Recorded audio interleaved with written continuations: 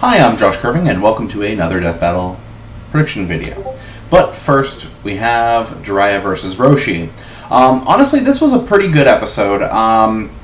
Their research was basically right in line with kind of what I figured they would end up giving them.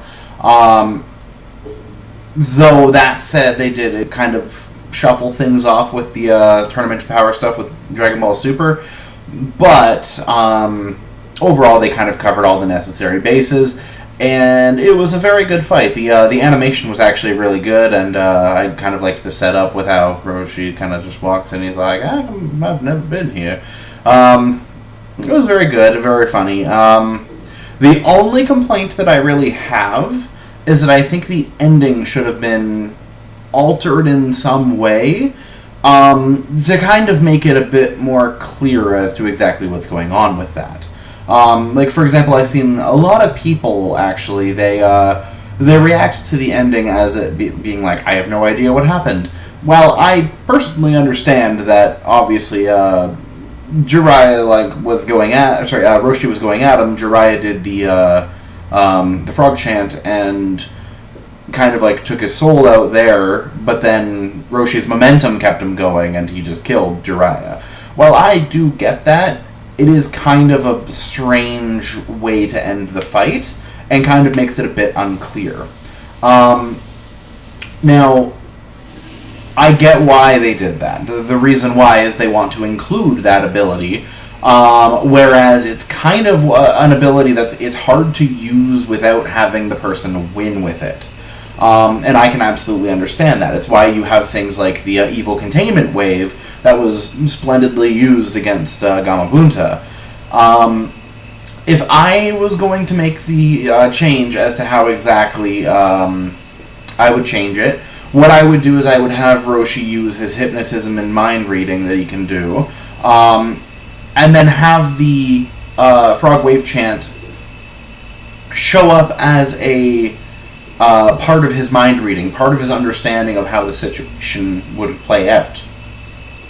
And then that's when you have the hypnosis part of it, and then have Jiraiya basically fall out of the wave chant, and then have him land the finishing blow there.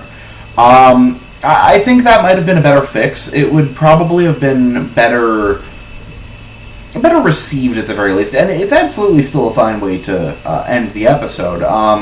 But I just think that a lot of people have kind of been tripped up on it, just in terms of how kind of vague it was. But anyway, other than that, it was a perfectly good episode. Now then, we have the big one, the one that I predicted last time. We knew it was coming, with it being the most requested death battle of the year. It wasn't going to be anything except Darkseid versus Thanos. And we have the fight that a lot of people are going to probably disagree with, because, let's face it, Thanos is a lot more popular, and the Infinity Gauntlet is extremely hyped. Okay, let's break this down. So, if they are going to give Thanos the Infinity Gauntlet, which they have already stated, then you need to give Darkseid things to match.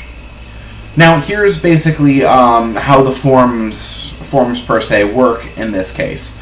So you have Thanos, and you have Infinity Gauntlet Thanos.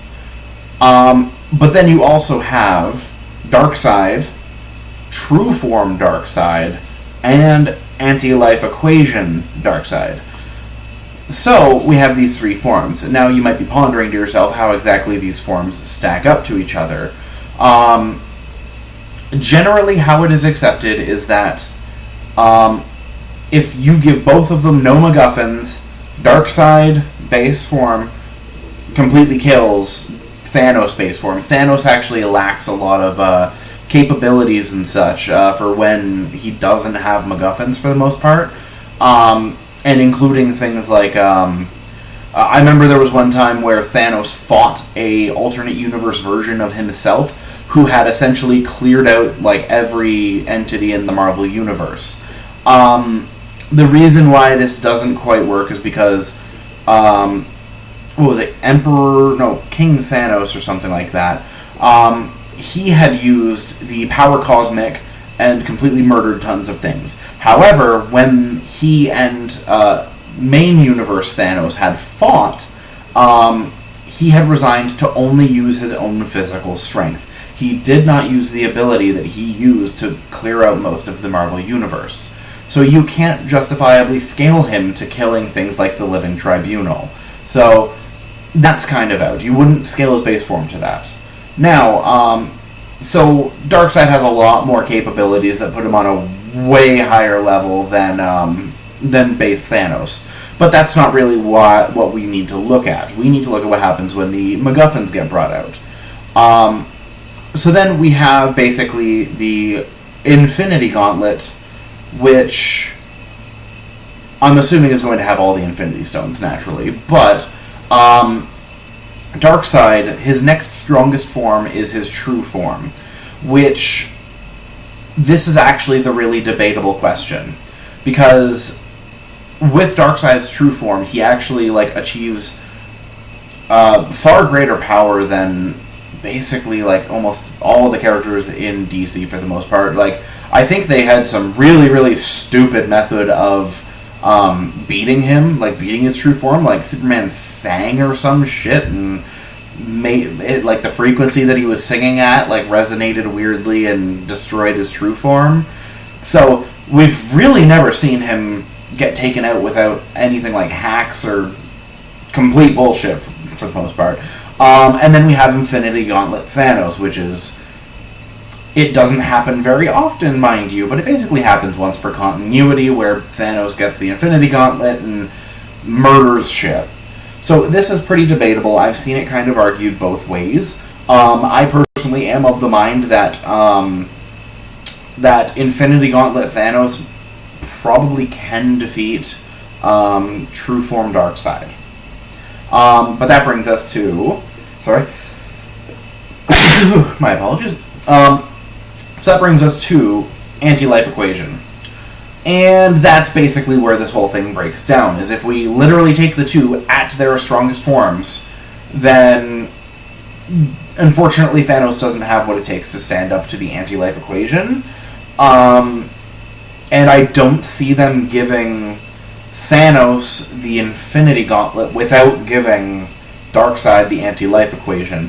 It is practically a one-to-one comparison as to their plot lines for this. So, I personally think that Darkseid is going to win just for the simple matter that the anti-life equation is bullshit. And I don't believe that Thanos has any sort of counter for it. The Infinity Gauntlet isn't a strong enough counter for it. Both of these two characters at this point become nigh on universal, and I think multiversal in the case of some of their better forms. But I'm definitely looking forward to this fight. I'll be glad to see what the animation team can accomplish with this one, because it's absolutely going to be a pretty nuts one. I'm curious to see how they treat certain things, such as the statement that the Infinity Gems don't do anything outside of their own universe, which could potentially be countered with boom tubes, which is basically Darkseid. He portals you into essentially other dimensions and realities. So if they do buy into the idea that the Infinity Stones don't work outside their own universe, which I think is a pretty dated concept, it's never really been the case since a really, really old comic. But if they do buy into that, and then Darkseid boom tubes them, and it's basically base Thanos against anti-life equation Darkseid, at which point it's completely one-sided. So that's more or less my thoughts on it. I didn't go too much into a lot of direct stats with this one, largely because it's another Marvel versus DC fight, and I'm not much a fan of going through the 8 billion comics that each of them have between each other. So I'm fairly content with kind of just going with their strongest forms and comparing those, and kind of just seeing that the anti-life equation trounces the Infinity Gauntlet fairly handily.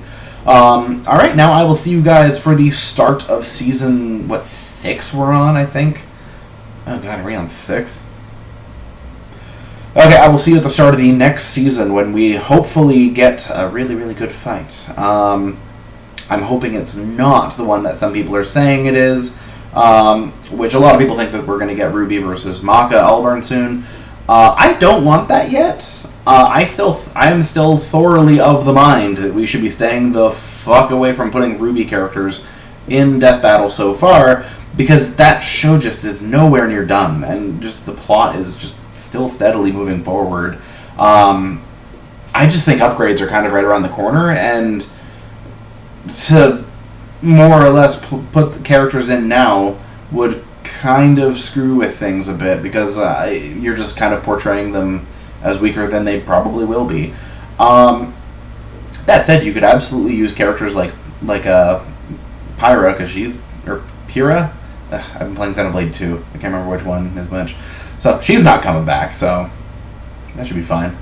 Well, I feel like I've gone on long enough, and I will see you guys later. Have a good one.